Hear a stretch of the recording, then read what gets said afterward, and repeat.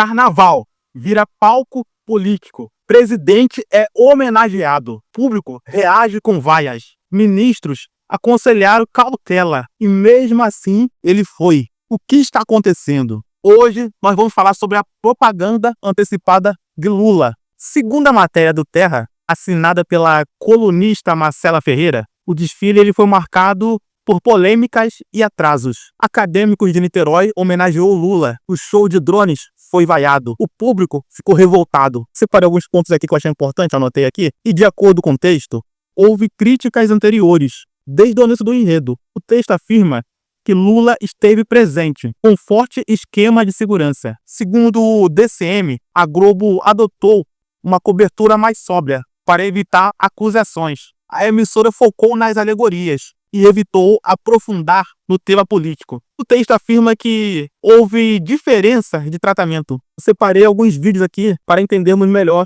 como foi esse desfile. E o primeiro tema que eu quero trazer aqui é a ministra Carmen Lúcia falando. Festa popular do carnaval não pode ser fresta para ilícitos eleitorais de ninguém. E, portanto, afirma bem o eminente ministro André Mendonça, anuncia-se como partícipes ou possíveis participantes pessoas que já se anunciaram como sendo eventuais candidatos a caber no tempo e modo indicados pela legislação eleitoral.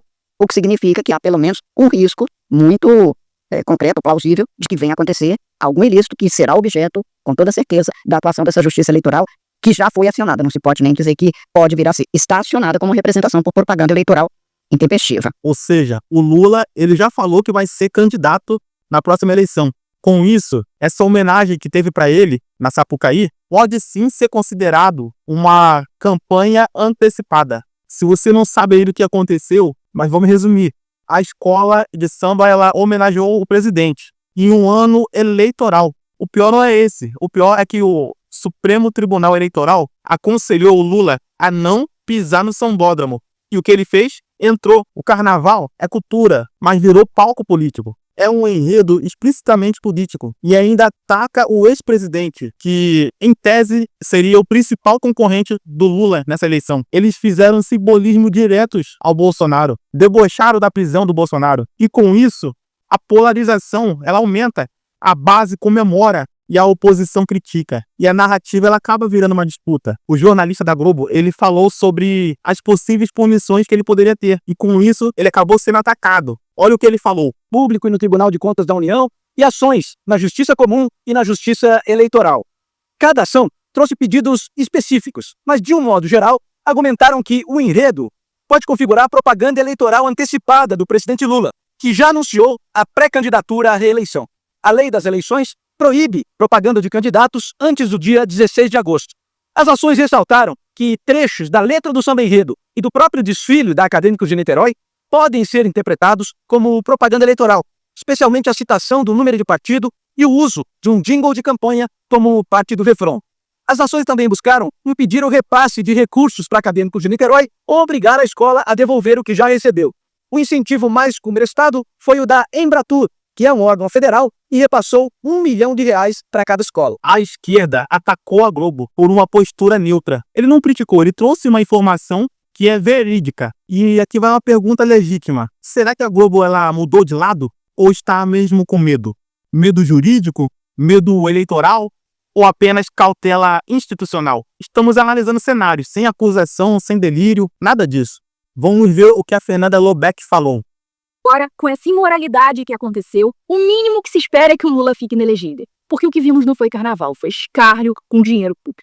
Um ex-presidente que nunca foi condenado por confissão sendo ridicularizado por uma escola de samba financiada pelo Estado, enquanto o presidente cheio de escândalo de corrupção sendo exaltado.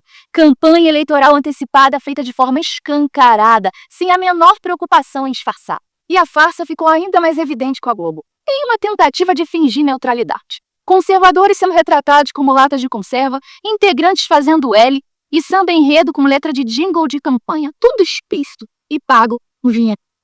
Depois disso não existe mais desculpa, não existe mais um não dava para prever. Agora ficou impossível para o Tribunal Superior Eleitoral se calar diante de tantos absurdos. Vamos acionar a Justiça Eleitoral. Precisa falar mais alguma coisa? Aqui veio um ponto sensível que eu nem coloquei no roteiro, mas vou deixar aqui para o Zema falar para vocês. O Brasil é um país de muita fé. São mais de 50 milhões de evangélicos. Gente que trabalha duro, que cria filhos, que paga impostos, que ora pelo país. Agora eu vejo uma ala desse desfile do Lula colocando evangélico dentro de lata, como se fosse caricatura. Isso não é arte, isso é sim desrespeito.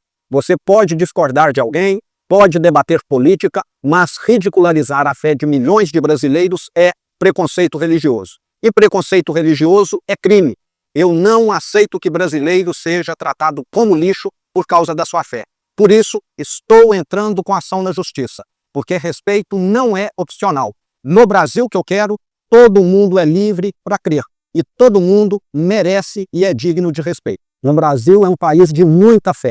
Perfeito. Além de fazer propaganda eleitoral, eles decidiram atacar os cristãos, colocando em uma lata de conserva, se referindo ao conservadorismo. E isso é um absurdo. Não podemos aceitar isso. Vamos ver também o que o ministro André Mendonça ele falou.